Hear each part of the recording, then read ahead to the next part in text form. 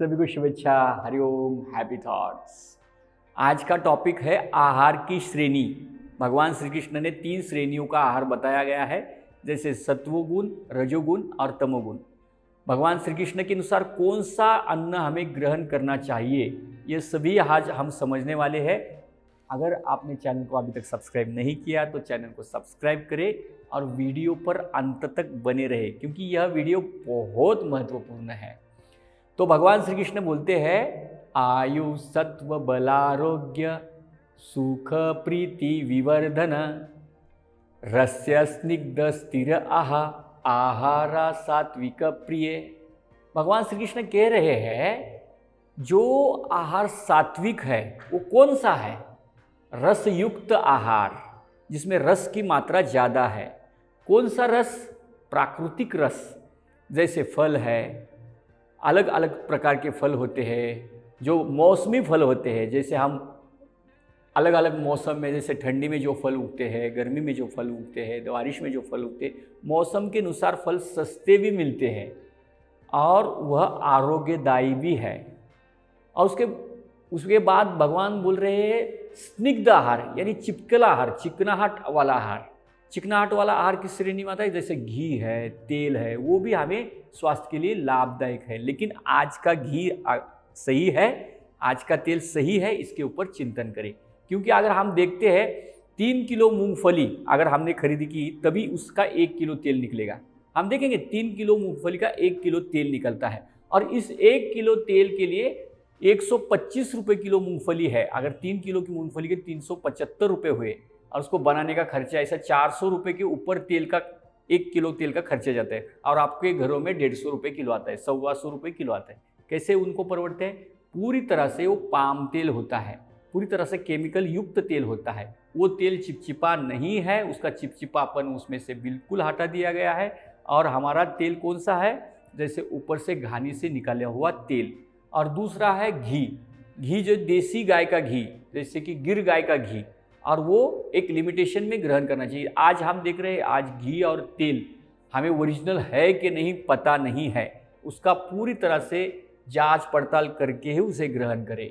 यह आहार बोला है। तीसरा श्रेणी बताया भगवान श्री कृष्ण ने, स्थिर आहार। स्थिर यानी कि मन को स्थिर रखने वाला शाकाहार। मन को स्थिर रखने वाला शाकाहार यानी कि फल एक समय आप ग्रहण कर सकते हैं, एक समय आप सब्जियां ग्रहण कर सकते हैं, जैसे कि काकड़ी, बीट, टमाटर, जैसे कि गाजर, ये सब एक समय आप ग्रहण कर सकते हैं। और स्थिर आहार एक समय ले सकते हैं, जैसे कि दाल खिचड़ी है, रोटी है, सब्जी है, यह खाना एक समय ले सकते हैं। हमें कितना ग्रहण करना है? जैसे कि हमारा आमाशय है, वो आधा अन्न से भरना है और 1/4 भाग पानी से भरना है, लिक्विड से। लिक्विड यानी रेगुलर पानी से नहीं, जो आहार के साथ लिक्विड सब्जी आदि ग्रहण करते हैं उससे। और जो बचा हुआ भाग हवा होनी चाहिए, उसमें कुछ खुला होना चाहिए, ताकि उस आहार का प्रोसेस हो और वो अन्न सही तरह से पचे। इसके लिए हमें भोजन जितना भूख है उससे कम खाना चाहिए और शाकाहार खाना चाहिए। रखी हुई बासी चीज़ें नहीं खानी चाहिए और फल युक्त सब्जियां हमें लेनी चाहिए। इससे हमें शाकाहार कहा गया है, उसे सात्विक आहार कहा गया है। भगवान कृष्ण बोलते हैं उससे आयुष्य बढ़ता है। आयु सत्व यानी कि सत्वगुण बोल रहे हैं, अच्छे विचार बढ़ते हैं। बुद्धि, बल, आरोग्य यानी कि शरीर में बल उससे बढ़ता है। आरोग्य यानी शरीर से समस्त रोग चले जाते हैं और सुख मिलता है, एक विलक्षण आनंद मिलता है और प्रेम मिलता है। इस आहार में प्रेम पूर्वक उस आहार को ग्रहण करें। ये सभी क्या है? शुद्ध और शुद्ध सात्विक आहार कहा है। यह आहार अगर हम ग्रहण करते इस प्रकार, तो हम सात्विक है, हमारा मन शांत और एकाग्र होने वाला है। दूसरा बारे में बताते हैं, राजसिक आहार के बारे में बताते हैं। भगवान श्री कृष्ण बोलते हैं कि खट्वाम्ल लवना तीक्ष्ण रुक्ष विदाहीन आहारा राजस श्रेष्ठ दुख शोक मयत प्रधा। यानी कि खट्टू यानी कि ज़्यादा कड़वा, कसेला। दूसरा है आम्लयुक्त। आम्लयुक्त यानी छाछ, दही या कोई जैसे अचार है, ज़्यादा अम्लयुक्त पदार्थ। उसके बाद लवण युक्त यानी कि ज़्यादा नमकीला पदार्थ, ज़्यादा नमक वाला, ज़्यादा उसमें नमक ज़्यादा है, जैसे कि नमकीन है, फरसान वगैरह आदि। जैसे वो तली हुई सब चीज़ आई उसमें, ज़्यादा नमक उसमें होता है तभी तो वो टेस्टी लगता है। और नमक भी वो हमारे लिए सेहत के लिए अच्छा नहीं है। ज़्यादा नमकीला और ज़्यादा तीखा मसालेदार पदार्थ, ये आहार क्या होता है, राजश्री आहार के श्रेणी में आता है।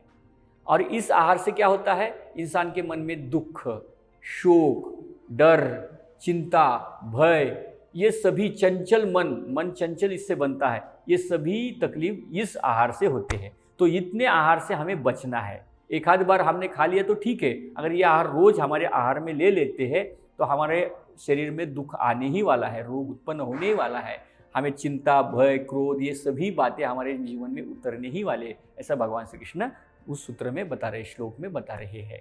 इसलिए उस आहार से ज़्यादा दूर रहेंगे तो इतना अच्छा है, बेस्ट है, बेहतरीन है। तो तीसरा आहार जो तामसिक श्रेणी में आता है, तो भगवान श्री कृष्ण तामसिक श्रेणी में आया हुआ आहार के बारे में बोल रहे हैं। यातयामम गतरसम स्फूर्ति तयुषितम चयत उच्चिष्टाममिता बेज्जम भोजनम तामस प्रिय। जिस इंसान को भोजन तामसिक प्रिय है तो उस इंसान मरा हुआ रहेगा।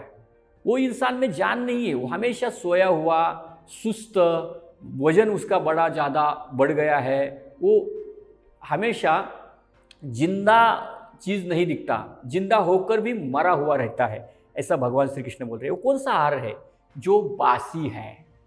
भगवान श्री कृष्ण बोल रहे बासी है, जो कल का रखा हुआ बासी भोजन, इतना ही बासी नहीं रहता है। जो रात का चावल सुबह खा रहे, एक ही चीज़ बासी नहीं होती है। आप ब्रेड खा रहे हो वो भी बासी है, क्योंकि कल बनाया, 4 दिन पहले बनाया है।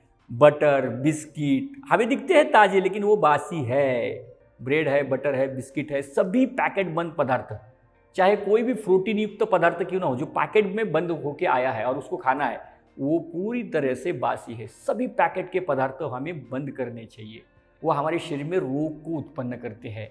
इसलिए तला हुआ, बासी, जैसे रखा हुआ भोजन भगवान श्री कृष्ण बोल रहे हैं वो हमें रखना नहीं है। उस आहार से हमारे शरीर में कई सारे रोग उत्पन्न होते हैं और रोगों का घर बन जाता है।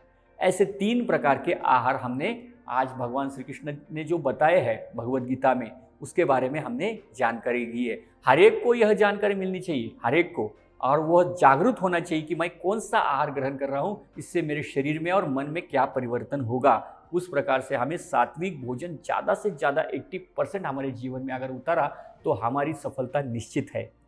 आपको अगर वीडियो पसंद आया है तो वीडियो को लाइक करें, और कुछ विचार है आपके, कुछ कौन सा आहार कौन से श्रेणी में आता है पूछना है तो कमेंट डाल के कमेंट बॉक्स में ज़रूर कमेंट डालें। और वीडियो अंत तक देखने के लिए धन्यवाद, और ज़्यादा से ज़्यादा लोगों को शेयर करें। और चैनल को अभी तक सब्सक्राइब नहीं किया तो चैनल को सब्सक्राइब करें। धन्यवाद। Hariom, happy thoughts.